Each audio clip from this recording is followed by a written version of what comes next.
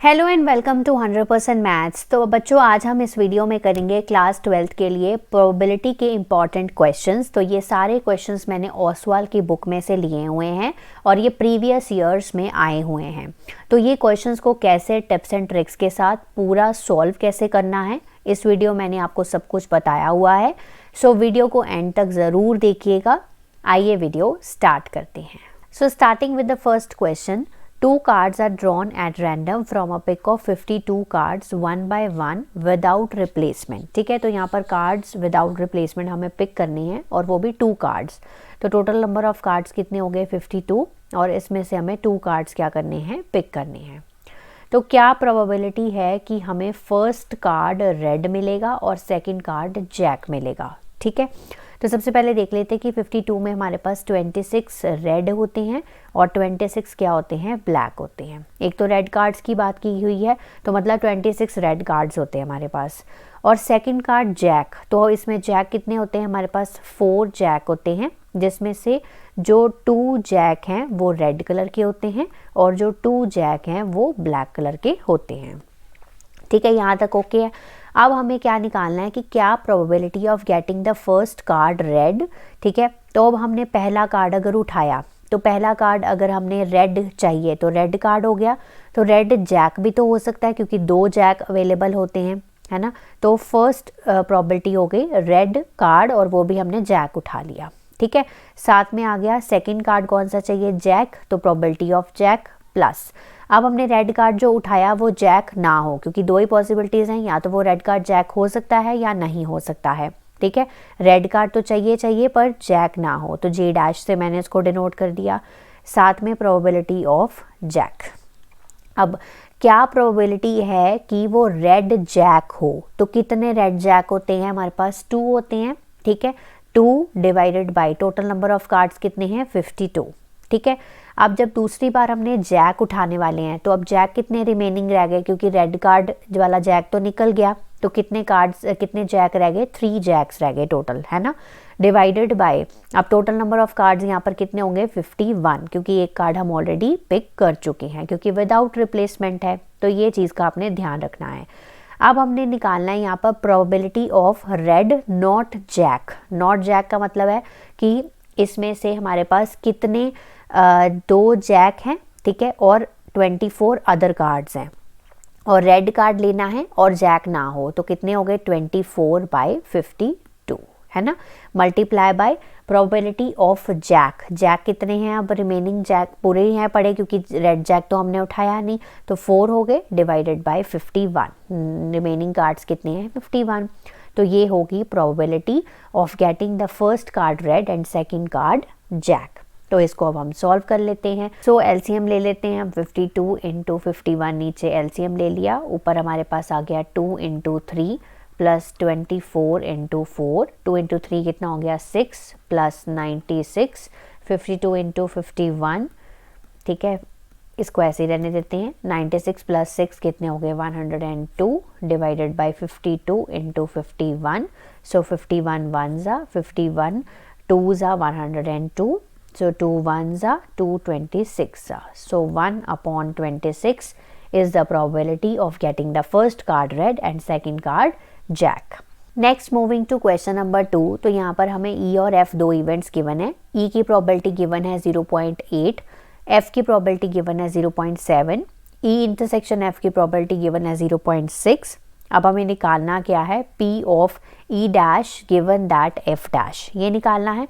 तो सबसे पहले हम यहाँ पर कंडीशनल प्रोबेबिलिटी का फॉर्मूला लिखेंगे। क्या था conditional probability, probability of event E given that F has already occurred is equal to क्या होता है, E intersection F, probability of E intersection F divided by probability of F, यही होता है। अब अगर हम इसका फॉर्मूला बनाएं तो ये कैसे बन जाएगा, ये बन जाएगा probability of E not intersection F not या F बार बोल सकते हैं, divided by probability of F बार, यही हो जाएगा। ठीक है, सिर्फ बार लगा दिए, फॉर्मूला तो सेम ही है। अब सबसे पहले हमें ये चाहिए, है ना, तो ये कैसे निकलेगा, हम इसको ऐसे लिख सकते हैं 1 minus probability of E union F लिख सकते हैं। ठीक है, प्रोबेबिलिटी ऑफ F बार, अब प्रोबेबिलिटी ऑफ f कितना है 0.7 है, तो f बार की अगर हमें प्रोबेबिलिटी निकालनी हो नॉट f की तो वो जाएगी 1 में से माइनस कर दो तो वो जाएगी 0.3। तो ये तो मैंने 0.3 यहाँ पर पुट कर दिया। अब हमें क्या निकालना है probability of e union f। अब सेट्स चैप्टर में आपने एक क्या करा था फॉर्मूला लर्न करा था, ठीक है। Probability of e union f is equal to probability of e probability of f minus probability of e intersection f। Probability of e कितनी है 0.8 है, 0.7 है, 0.6 है, 1.5 हो गया minus 0.6 that is equal to 0.9, ठीक है। तो यानी कि probability of e union f कितना आ गया 0.9, वो यहाँ पे पुट कर देते हैं। So this is equal to 0.1 divided by 0.3 और पॉइंट अगर हटा दिया जाए सो प्रोबेबिलिटी कितनी आ गई 1/3 आ गई, ठीक है। Next moving to question number 3, a die whose faces are marked 1 2 3 in red, ठीक है। सो एक डाई है, सबसे पहले उसके जो फेसेस हैं 1 2 3 उसको हमने रेड कलर से मार्क किया गया है और 4 5 6 वाले जो हैं उसको ग्रीन कलर से मार्क किया गया है और उसे टॉस किया गया। अब ए इवेंट दिया हुआ है, नंबर ऑब्टेन्ड इज इवन, ठीक है।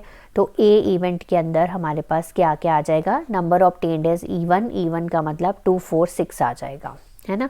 सो बी इवेंट के अंदर आ जाएगा हमारे पास नंबर ऑब्टेन्ड इज रेड, जो रेड के फेसेस कौन कौन से हैं 1 2 3, तो ये आ जाएगा बी के अंदर आ जाएगा, इवेंट के अंदर ये वाले एलिमेंट्स आ जाएंगे। अब हमें बताना है कि क्या ए और बी जो हैं वो इंडिपेंडेंट इवेंट्स हैं कि नहीं हैं। तो इंडिपेंडेंट इवेंट्स के लिए क्या होना ज़रूरी होता है, पहले वो लिख लेते हैं। सो फॉर इंडिपेंडेंट इवेंट्स क्या होना चाहिए, probability of A intersection B should be equal to probability of A into probability of B. तो जब कॉन्सेप्ट कराया था मैंने आपको समझाया था कि ये क्राइटेरिया पूरा होना चाहिए, तो करके दिखा देते हैं। सो अगर हम निकालें कि प्रोबेबिलिटी ऑफ ए कितनी है, सो कितने हो गए 3 divided by total outcomes 6 that is 1/2। Probability of B भी निकाल लेते हैं, सेम ही आ जाएगी 1/2। अब हम अगर राइट हैंड साइड देखें probability of A into probability of B, ये क्या हो जाएगा 1/4 हो जाएगा, ये हमारी राइट हैंड साइड हो गई, ठीक है। अब हम निकालते हैं अपना ए इंटरसेक्शन बी, ए और बी का इंटरसेक्शन, ए की कॉमन एलिमेंट है दैट इज़ 2, और अगर हम probability of A intersection B निकालें दैट विल बी 1/6, ये हो गई हमारी LHS। तो क्या LHS RHS के यहाँ पर बराबर है, नहीं है, ठीक है। तो अगर नहीं है सो हम लिख सकते हैं कि A and B are not independent events, ठीक है। तो इस तरह से आपको ये प्रूव करके बताना है। क्वेश्चन नंबर 4 पे चलते हैं। Often it is taken that a truthful person commands more respect in the society, है ना। ऑब्वियसली जो सच बोलता है उसको ज़्यादा रिस्पेक्ट मिलती है सोसाइटी में। A man is known to speak the truth 4 out of 5 times, कहता कि वो मैन जो है वो 5 में से 4 बार सच बोलता है। He throws a dice and reports that it is a 6, कहता कि एक डाई थ्रो कर रहा है वो और वो 6 आ रहा है। क्या प्रोबेबिलिटी है कि वो एक्चुअली 6 है, यानी कि वो क्या प्रोबेबिलिटी है कि वो सच ही बोल रहा है ना। तो यहाँ पर हमें इवेंट्स जो हैं वो यहाँ पर खुद से डिफाइन करने पड़ते हैं। तो सबसे पहले अब डाई थ्रो कर रहा है और वो 6 आ रहा है, तो एक इवेंट मान लेते हैं कि ए, ठीक है, कि 6 appears on throwing a die, कि 6 ही आ रहा है डाई फेंकने पे, यानी कि वो सच बोल रहा है। और एक इवेंट बी मान लेते हैं कि 6 does not appear on throwing a die, कि 6 नहीं आ रहा है यानी कि वो झूठ बोल रहा है। और एक इवेंट ई मान लेते हैं कि it is a 6, reports that it is a 6, right, reports that it is a 6। अब अगर हम probability of A find out करें, ठीक है, तो 6 appears on throwing a die का मतलब है कि 1/6, यही आ गई प्रोबेबिलिटी। और प्रोबेबिलिटी ऑफ बी कितनी हो जाएगी, 6 डज नॉट अपीयर, यानी कि 1 2 3 4 5 कोई भी आ सकता है, सो 5/6 प्रोबेबिलिटी ऑफ बी हो गई। ठीक है, right.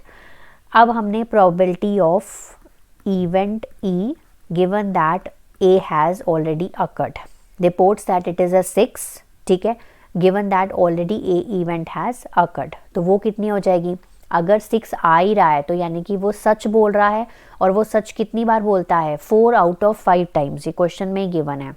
So 4 out of 5 times वो क्या बोलता है, सच बोलता है, यानी कि 4/5 is the probability of event E given that A has already occurred. ऐसे ही हम निकाल लेंगे probability of event E given that B has already occurred, 6 नहीं आ रहा है यानी कि वो झूठ बोल रहा है, यानी कि 1/5, यही हो गया ना, क्योंकि 4 बार तो वो सच बोलता है और 1 बार क्या बोलता है, झूठ बोलता है। तो हमें निकालना क्या है इस क्वेश्चन में, हमें इस क्वेश्चन में निकालना है probability of event A given that E has already occurred, है ना। ये बेस थ्योरम लगा रहे हैं हम यहाँ पर।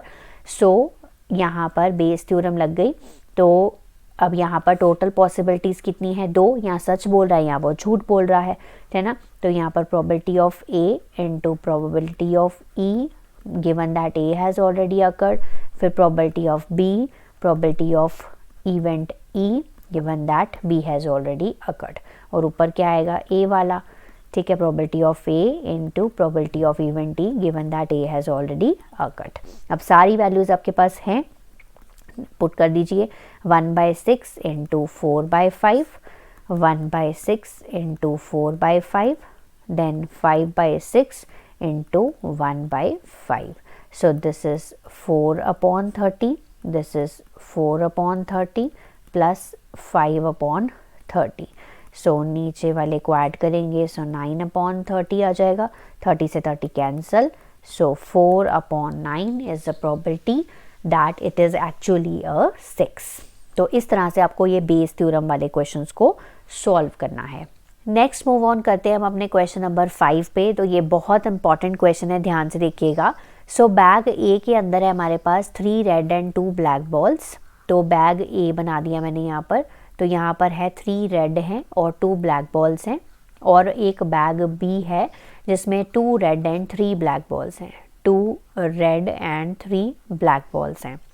एक बॉल ड्रॉ करी random from bag A is transfer to bag B. तो एक बॉल ड्रॉ करके हमने यहाँ डाली, बैग बी के अंदर डाली, और फिर एक बॉल ड्रॉ करी at random from bag B. तो एक बॉल जो है रैंडमली बैग बी में से क्या करी, पिक करी। अगर ये जो बॉल हमने पिक करी है वो रेड कलर की है, ठीक है, तो क्या प्रोबेबिलिटी है कि जो हमने बैग ए से निकाली थी वो भी एक रेड बॉल थी जो हमने बैग बी में डाली है ना। तो ये हमने इसकी प्रोबेबिलिटी निकालनी है। तो यहाँ पर एक इवेंट्स हमें डिफाइन करने पड़ेंगे। सो लेट एक इवेंट हम डिफाइन करते हैं। सबसे पहले बैग ए में से बैग बी तक हम बॉल लेकर गए थे। So transferring a red ball from bag A to bag B. Next E2 event हो जाएगा transferring a black ball from bag A to bag B, क्योंकि ये भी पॉसिबिलिटी है, क्योंकि बैग ए के अंदर रेड भी है और ब्लैक बॉल्स भी हैं। सो एक इवेंट हो गया कि हमने रेड बॉल ही उठाई है बैग ए में से। दूसरा इवेंट हो गया कि ब्लैक बॉल भी तो उठा सकते हैं, है ना, तो रैंडमली उठा रहे हैं ना, बिना देखे। और एक इवेंट हम डिफाइन करते हैं, let event A getting a red ball from the bag B. कि हमें जब हमने बैग बी से निकाली तो तब हमने क्या निकाली, रेड बॉल ही निकाली, ठीक है। सो क्या प्रोबेबिलिटी है सबसे पहले E1 की, क्या प्रोबेबिलिटी है E1 की, red ball from A to B. कितनी रेड बॉल्स हैं हमारी बैग ए में, 3 रेड बॉल्स हैं, divided by total number of balls कितनी है, 5 है, ठीक है। सो प्रोबेबिलिटी ऑफ E2 की ब्लैक बॉल निकाली फ्रॉम बैग ए। तो ब्लैक बॉल कितनी है बैग ए के अंदर, 2 divided by total number of balls in the bag A, that is 5, 2/5 हो गया। अब probability of event A given that E1 has already occurred. अब सपोज करो कि रेड बॉल ही निकाली हमने बैग बी में से, ठीक है। तो ये भी कह रहा है getting a red ball from bag B. अब सपोज करो इवेंट E1 क्या था कि हमने रेड बॉल ही ट्रांसफ़र करी है। अब अगर एक रेड बॉल हमने इसकी ट्रांसफ़र कर दी यहाँ पर, है ना, तो +1 रेड बॉल होगी जो कि हम कहाँ से लाए हैं, हमने बैग ए में से लाई हैं, है ना। सो कितनी रेड बॉल्स होगी यहाँ पर, 3। टोटल नंबर ऑफ बॉल्स कितनी होगी, 6, दैट इज़ 1/2। ये होगी probability of event A given that E1 has already occurred. अब निकालते हैं probability of event A given that E2 has already occurred. अब सपोज करो कि यहाँ पर रेड की जगह पर ब्लैक बॉल डाली हमने, कहाँ पर, अपने बैग ए में से, है ना, क्योंकि E2 ब्लैक बॉल ट्रांसफ़र करने का था। तो अब कितनी टोटल नंबर ऑफ बॉल्स होगी, 6 तो टोटल नंबर ऑफ बॉल्स होगी। रेड बॉल्स कितनी हैं, 2 ही हैं, सो 1/3। So this is very very important, है ना। अब हमने निकालना क्या है, अब हमने निकालना है बेस थ्योरम अप्लाई करके कि प्रोबेबिलिटी ऑफ इवेंट E1, क्योंकि एक रेड बॉल ही हमने ट्रांसफ़र करनी है फ्रॉम A टू B और पिक भी क्या करनी है, रेड बॉल ही करनी है, given that A has already occurred. ठीक है, so this should be equal to probability of E1 into probability of A by E1, A by E1 या A given that E1 has already occurred, नीचे total probability लिख देंगे। ठीक है ना। So ये तो रेपिटेशन वाला हो गया, और probability of E2 into probability of A given that E2 has already occurred. अब सारी वैल्यूज़ आपके पास हैं, सो 3/5 इंटू 1/2, नीचे भी आ जाएगा 3/5 into 1/2 plus 2/5 into 1/3। So this is equals to 3/10 divided by 3/10 plus 2/15। सो इसको थोड़ा सा हम सॉल्व करेंगे। 3/10 अब नीचे पहले सॉल्व करना पड़ेगा। सो 30 LCM, 10 3s are 3 3s are 9, 15 2s are 2 2s are 4. So this is equals to 3/10 upon 13/30, है ना। So this is equal to 3/10 into 30/13, 0 से 0 कैंसिल, 9/13। ये आ गया आपका, ये प्रोबेबिलिटी है that the ball drawn from the bag A was red. Okay, next moving to question number 6. Suppose that 5 men out of 100 and 25 women out of 1000 are the good orators. ठीक है, assuming that there are equal number of men and women, हमें क्या probability है कि हमें good orator ही choose कर रहे हैं, whether it is a man or a woman, right? तो सबसे पहले यहाँ पर man है और क्या है, women है। तो events define कर देते हैं। So let हम एक event define करते हैं M, कि ये एक इवेंट है ऑफ चूजिंग अ मैन, और एक W इवेंट डिफाइन करते हैं, event of choosing a women. ठीक है, और एक और इवेंट डिफाइन करते हैं कि वो गुड ऑरेटर भी हो, है ना। तो एक इवेंट A हमने डिफाइन कर दिया कि choosing a good orator, right. अब क्या प्रोबेबिलिटी है M की, यानी कि मैन चूज़ करने की। सो क्या प्रोबेबिलिटी है मैन और वुमेन की, दैट इज़ 1/2, 50% ही है। ठीक है, सो प्रोबेबिलिटी ऑफ वुमेन इज़ 1/2। यही हो गया। क्या प्रोबेबिलिटी है कि वो एक गुड ऑरेटर भी हो और वो मैन भी हो। Probability of event A good orator provided that he is a man, मतलब पर्सन जो हमने चूज़ किया वो एक मैन है।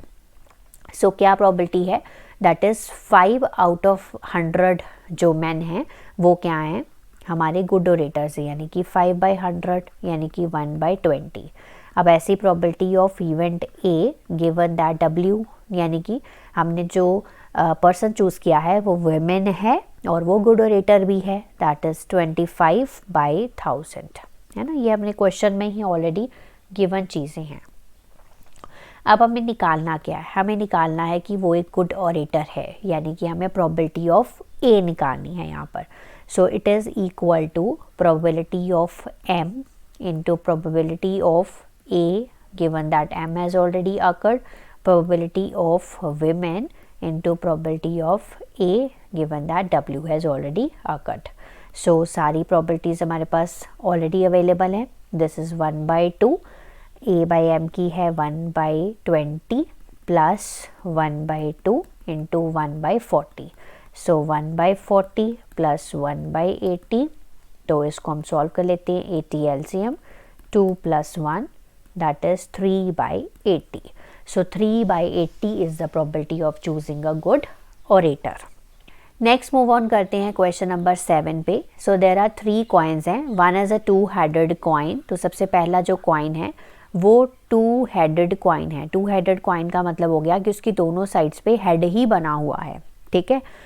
Another is a biased coin. So दूसरा वाला जो कॉइन है this is a biased coin जिसको टॉस करने पे 75% जो है वो हमें हेड मिलता है, तो बाकी बचे 25% जो है वो टेल आने के चांसेस होते हैं. बायस्ड है, ज़्यादातर 75% हेड ही आता है.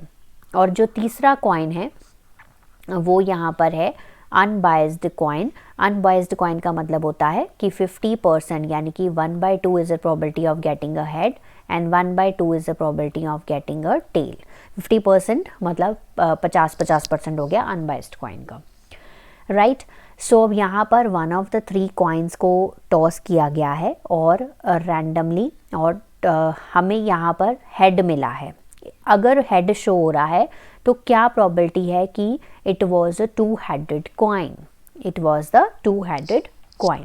सो यहाँ पर हम सबसे पहले ना इवेंट्स डिफाइन करेंगे. सो इवेंट E1 है event of choosing a two headed coin.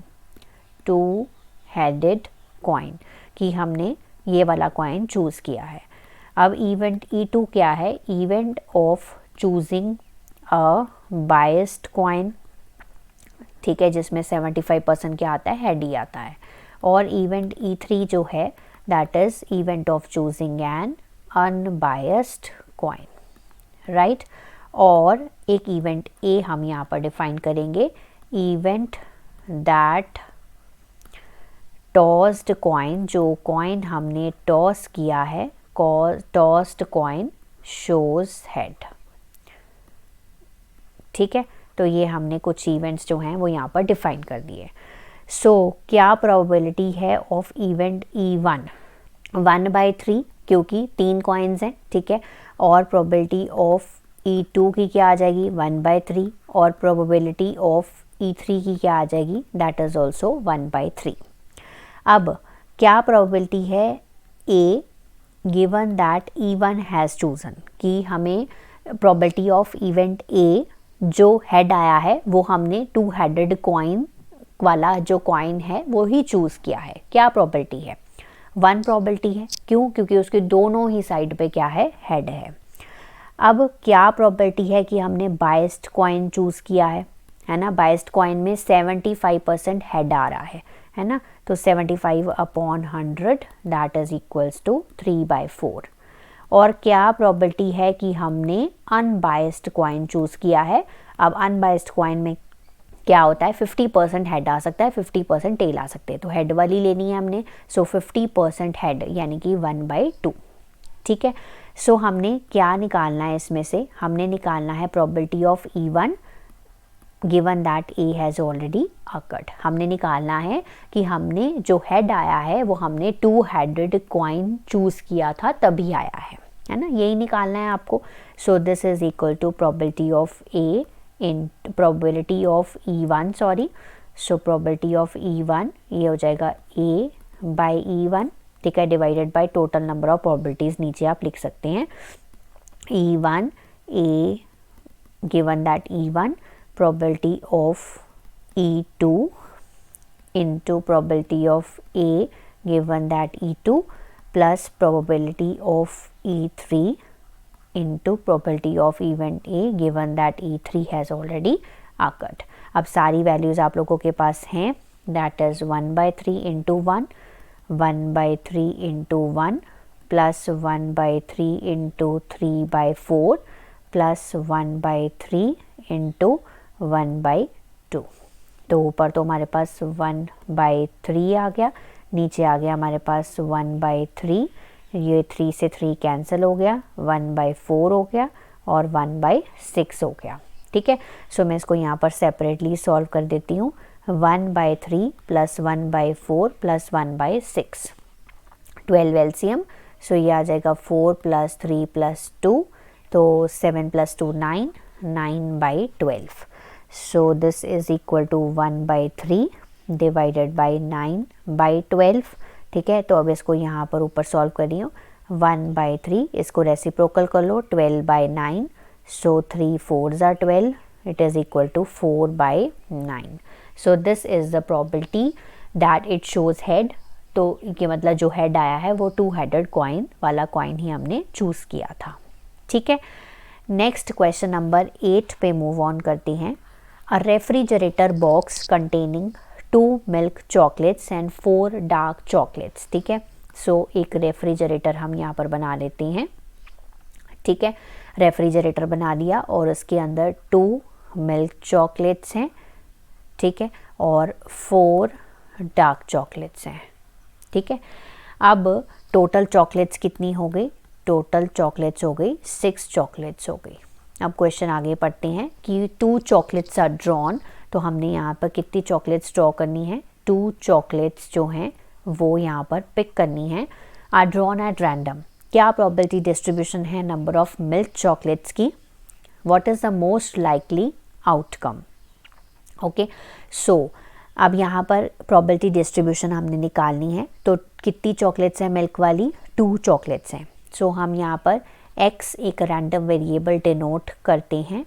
So x जो रैंडम वेरिएबल है यहाँ पर डिनोट करेगा number of milk chocolates drawn, कि number of milk chocolates drawn ये करेगा डिनोट x। तो x क्या हो सकता है? क्या पॉसिबिलिटीज़ हैं? कि हो सकता है आप कोई भी चॉकलेट ना उठाओ मिल्क वाली। ठीक है, हो सकता है 1 चॉकलेट उठा लो, हो सकता है आप 2 चॉकलेट उठा लो। यही पॉसिबिलिटीज़ हैं, यही पॉसिबल वैल्यूज़ हैं ऑफ x। सो अब हम इसकी लिखेंगे प्रोबेबिलिटी ऑफ x, यानी कि क्या प्रोबेबिलिटी है कि आपने 0 चॉकलेट्स उठाई मिल्क वाली। तो आपने कितनी चॉकलेट्स उठानी है? 2 चॉकलेट्स उठानी है, पिक करनी है। सो क्या प्रोबेबिलिटी है कि आपने कोई भी मिल्क चॉकलेट नहीं उठाई? तो अगर मिल्क चॉकलेट नहीं उठाई तो आपने डार्क चॉकलेट्स उठाई, तो कितनी डार्क चॉकलेट्स है आपके पास? 4, सो 4/6। ठीक है, अब दूसरी बार भी आपने डार्क चॉकलेट ही उठाई, कितनी चॉकलेट्स आएगी डार्क वाली? 3, और टोटल नंबर ऑफ चॉकलेट्स में से भी एक कम हो गई, so 3/5। So this is equal to 12/30। Right, अब क्या पॉसिबिलिटी है कि आपने एक मिल्क चॉकलेट उठाई? अगर एक मिल्क चॉकलेट उठाई तो दूसरी कौन सी उठाई होगी? Dark chocolate.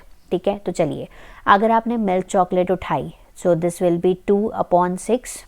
ठीक है, और दूसरी बार में आपने क्या उठाया? डार्क चॉकलेट उठाई। डार्क चॉकलेट कितनी पड़ी हैं? 4 पड़ी हैं, पर टोटल नंबर ऑफ चॉकलेट्स कितनी कम हो गई? एक कम हो गई, 5 रह गई ना। तो 2/6 इंटू 4/5। अब मान लीजिए कि पहली बार में आपने डार्क चॉकलेट उठा ली, है ना। पहली बार में अगर आपने डार्क चॉकलेट उठा ली so this will be equal to 4/6। ठीक है, इनटू, और दूसरी बार में आपने क्या उठाई? एक मिल्क चॉकलेट उठाई। सो मिल्क चॉकलेट्स कितनी है? 2/5। ठीक है, अगर हम इसको सॉल्व करेंगे so this would be 8/30 plus 8/30, so 30 LCM, 8 + 8 16 हो गए, सो 16/30 हो गया।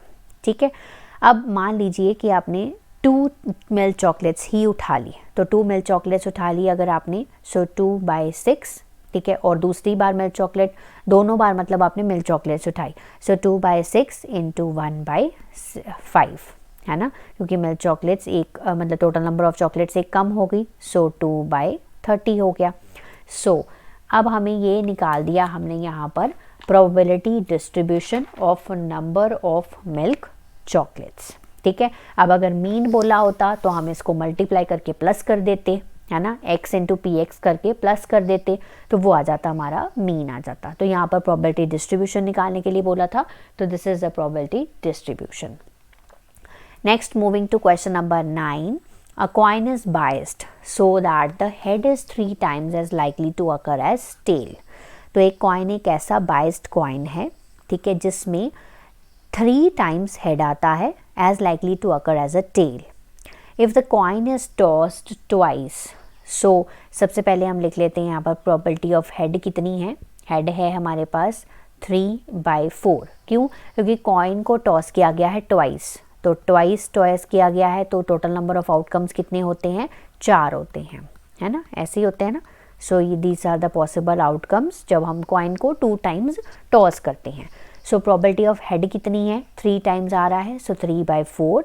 और प्रोबेबिलिटी ऑफ टेल कितनी है? That is 1/4। क्या प्रोबेबिलिटी डिस्ट्रीब्यूशन है नंबर ऑफ टेल्स की? सो हम x एक रैंडम वेरिएबल लेंगे यहाँ पर, जो कि डिनोट करेगा, डिपिक्ट करेगा नंबर ऑफ टेल्स को, ठीक है। सो क्या पॉसिबिलिटीज़ हैं x की, मतलब क्या पॉसिबल वैल्यूज़ हैं x की? हो सकता है 0 नंबर ऑफ टेल्स हो सकता है 1 नंबर ऑफ टेल और हो सकता है 2 नंबर ऑफ टेल्स यही पॉसिबिलिटीज़ है ना। यहाँ पर देखो, हो सकता है कि कोई टेल ना हो, मतलब ये वाली पॉसिबिलिटी हो गई। हो सकता है 1 नंबर ऑफ टेल हो, तो ये वाली पॉसिबिलिटी हो गई। और हो सकता है 2 नंबर ऑफ टेल्स हो, तो ये वाली पॉसिबिलिटी हो गई। अब हम निकालेंगे प्रोबेबिलिटी ऑफ x, यानी कि प्रोबेबिलिटी ऑफ नो टेल। अगर कोई टेल नहीं है, कोई टेल नहीं है यानी कि हेड आ रहा है दोनों बार, है ना, दोनों बार क्या आ रहा है? हेड आ रहा है। सो यानी कि क्या प्रोबेबिलिटी बन गई? 3/4 इंटू 3/4, दैट इज़ 9/16। अब दूसरी बार निकालना है कि 1 टेल आ रही है। 1 टेल आ रही है तो मतलब दूसरा हेड आ रहा होगा, ठीक है। सो यहाँ पर हो गया 3/4 इंटू 1/4 प्लस 3/4 इंटू 1/4, है ना। दो यहाँ पर हो गया 3/16 प्लस 3/16 यानी कि 6/16। ओके, यहाँ तो इसको कट करके भी आप लिख सकते हो। So what is the probability of getting 2 tails? 2 tails है मतलब दोनों बार टेल्स आ रहा है, यानी कि 1/4 इंटू 1/4 यानी कि 1/16। अब हमें निकालना है mean of the number of tails. So mean कैसे निकालते हैं? सो सबसे पहले 0 है into 9/16 plus 1 into 6/16 plus 2 into 1/16, ठीक है। तो सबसे पहला वाला तो 0 ही हो गया, 0 प्लस 6/16 प्लस 2/16, टोटल करेंगे 8/16 यानी कि 1/2। So what 1/2 is the mean of the number of the tails. So moving to the last question for today's video, that is question number 10. 2 cards are drawn simultaneously or successively without replacement from the well shuffled pack of 52 cards. तो 52 cards में से हमें कितने choose करने हैं? 2 cards choose करने हैं। Mean of the number of Kings हमें यहाँ पर बताने हैं। सो सबसे पहले यहाँ पर किंग्स कितने होते हैं? तो 4 किंग होते हैं, ठीक है। पूरे 52 कार्ड्स में हमारे पास 4 क्या होते हैं? किंग होते हैं। और 48 जो होते हैं वो अदर कार्ड्स हो गए, है ना, यही हो गया हमारे पास। और उसमें से हमने 2 क्या करनी है? चूज़ करनी है। लेट x एक रैंडम वेरिएबल है जो कि हमें बताएगा यहाँ पर नंबर ऑफ किंग्स के बारे में। सो क्या पॉसिबल वैल्यूज़ हैं x की?